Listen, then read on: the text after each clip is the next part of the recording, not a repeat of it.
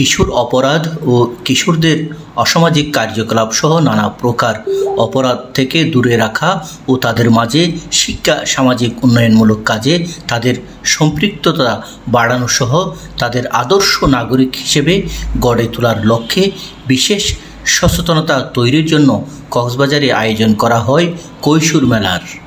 বেসরকারি উন্নয়ন সংস্থা মুক্তি কক্সবাজার ও PKSF-এর আর্থিক ও কারিগরি সহযোগিতায় কক্সবাজার সদর উপজেলার ছৌপলদণ্ডী ইউনিয়নের সমৃদ্ধ কার্যালয়ের মাঠে দিনব্যাপী অনুষ্ঠিত মেলায় কৈশোর ক্লাবের সদস্যরা উদ্ভাবনী, স্বাস্থ্য সুরক্ষা, বাল্যবিবাহ সচেতনতা, ব্লক বুটিক, ঘরে তৈরি পিঠা, বিনামূল্যে রক্তের গ্রুপ নির্ণয় সহ নানা ইভেন্টের আয়োজন করে অপরাধে না জড়িয়ে দেশের আগামী দিনের এই সম্ভাবনাময় কিশোরদের মাঝে দেশপ্রেম জাগ্রত করা, সামাজিক, পারিবারিক, প্রাতিষ্ঠানিক শিক্ষার ব্যাপারে সচেতন করতে নানা উদ্যোগ ছিল এই মেলায়। মেলার উদ্বোধন করেন মুক্তি কক্সবাজারের উপপ্রধান নির্বাহী সৈয়দ লুৎফুল কবির চৌধুরী। মেলা প্রাঙ্গণে আয়োজিত উদ্বোধনী অনুষ্ঠানে বক্তব্য রাখেন মহিলা ও শিশু বিষয়ক অধিদপ্তর কক্সবাজারের সহকারী কর্মকর্তা রমজান আলী, সমাজ সেবা অধিদপ্তর কক্সবাজারের কর্মকর্তা শিমুল মিত্র শর্মা, ইউনিয়ন পরিষদের ইউপি সদস্য নাসির উদ্দিন, বারুয়াখালী আদর্শ উচ্চ বিদ্যালয়ের সহকারী শিক্ষক মোহাম্মদ জাহাঙ্গীর আলম ও কুরুস্কুল মডেল কেজি স্কুলের প্রধান শিক্ষিকা আসমাউল হোসনা। মেলায় অংশ নেওয়া কিশোর কিশোরীরা তাদের অভিমত ব্যক্ত করেন এভাবেই। আজকে কৈশোর মেলা উপজেলা ভিত্তিক শিক্ষা ও সাংস্কৃতিক অনুষ্ঠান 2024 উপলক্ষে আমাদের চৌপলিন্দা আয়োজন করেছেন বিভিন্ন ধরনের কর্নার, পিঠা উৎসব কর্নার, স্বাস্থ্য বিষয়ক কর্নার, বিনামূল্যে রক্তের গ্রুপ, ব্লক বুটিক্স। আমরা এখান থেকে অনেক রকমের শিক্ষা পাই, যেমন কি প্রতি বছর এই ক্রীড়া বার্ষিকী প্রতিযোগিতা হয়। বিভিন্ন উপজেলাতে 4টা ইউনিয়ন যেহেতু চারটার মানুষ আমরা একত্র হয়ে আমরা অনেক কিছু একজনের সাথে একজনের ভাব বিনিময় করতে পারি, পরিচয় হতে পারি।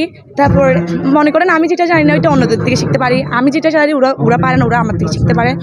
বিভিন্ন দিকে উপকারিত হচ্ছে। যেমন কি আজকের আয়োজনটা আমাদের অনেক ভালো লেগেছে। এরকম একটা কিশোর কিশোরী মেলা সম্পর্কে আগে কোনোদিন আইডিয়া ছিল না, এখন খুব ভালো একটা আয়োজন করছেন। এটার জন্য আমরা মুক্তি কক্সবাজারকে অনেক অনেক ধন্যবাদ জানাই আমাদের ব্যক্তিগত পক্ষ থেকে। তারপর মনে করেন আজকে আমাদের স্বাস্থ্য মূল্যে স্যানিটারি প্যাড কর্নার আছে, তারপর সহযোগিতা সহমর্মিতা কর্নার আছে। হ্যাঁ, অনেক কিছু বলা সীমা নাই, অনেক কিছু শিখতে পেরেছি আজকে যে আমাদের গিয়া কৈশোর মেলা থেকে। স্বাস্থ্য সুরক্ষা করার জন্য আমরা প্রথমত সবাইকে সচেতন করে দেব। সচেতন হওয়ার জন্য প্রথমত আমাদের পরিষ্কার পরিচ্ছন্ন থাকতে হবে। পরিষ্কার পরিচ্ছন্ন থাকলে আমাদের স্বাস্থ্য ভালো থাকবে। ওইটা আমাদের গ্রামে, আদর্শ গ্রামে অনেকগুলো গাছ রোপণ করেছি। গাছে আমাদের পৃথিবীতে যখন জনসংখ্যা বৃদ্ধি পাচ্ছে তার সাথে সাথে জলবায়ুরও পরিবর্তন হচ্ছে, তাই আমরা বেশি বেশি গাছ লাগিয়েছি। সাথে গাছ যখন কার্বন ডাইঅক্সাইড গ্রহণ করে এবং অক্সিজেন ত্যাগ করে, যা মানুষের অনেক কাজে লাগে।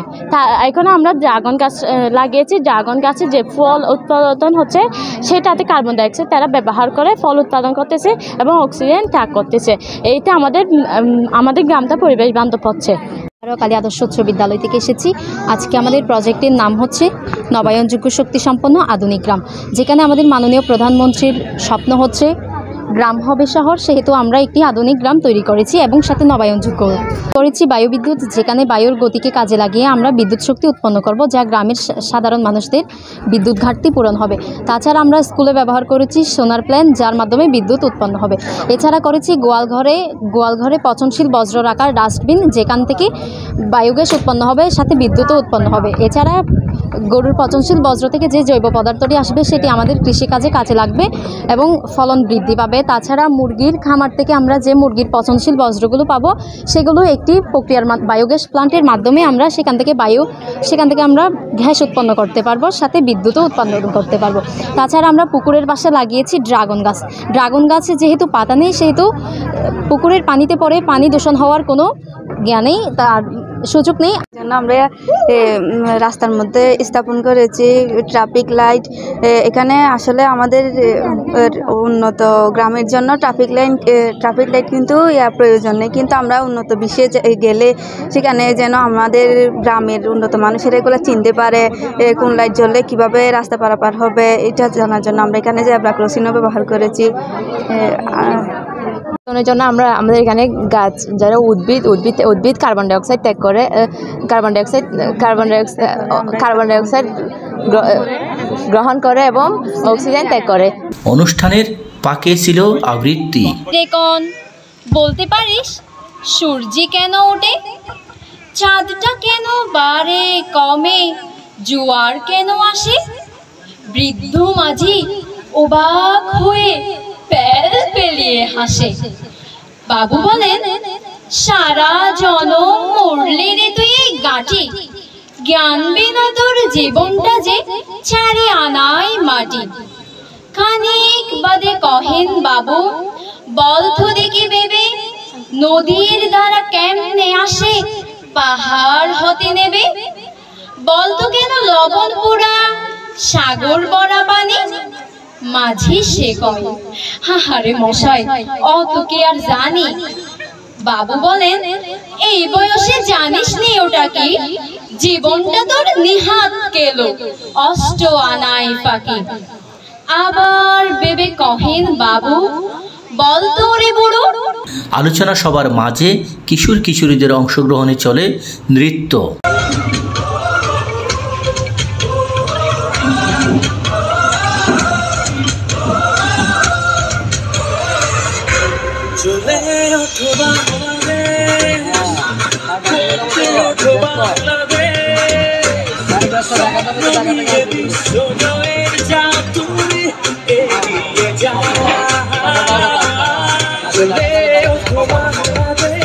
কৈশোর মেলায় উপজেলা পর্যায়ে অনুষ্ঠিত ক্রীড়া ও সাংস্কৃতিক প্রতিযোগিতার পুরস্কার বিতরণ করা হয়। ক্রীড়া ও সাংস্কৃতিক প্রতিযোগিতার 19 জন বিজয়ীর পাশাপাশি মেলায় অংশ নেওয়া 3টি স্টলকে পুরস্কৃত করা হয়। কৈশোর মেলা নিয়ে আয়োজক মুক্তির উপপ্রধান নির্বাহী সৈয়দ লুৎফুল কবির চৌধুরী আয়োজনের কারণ ব্যাখ্যা করেন।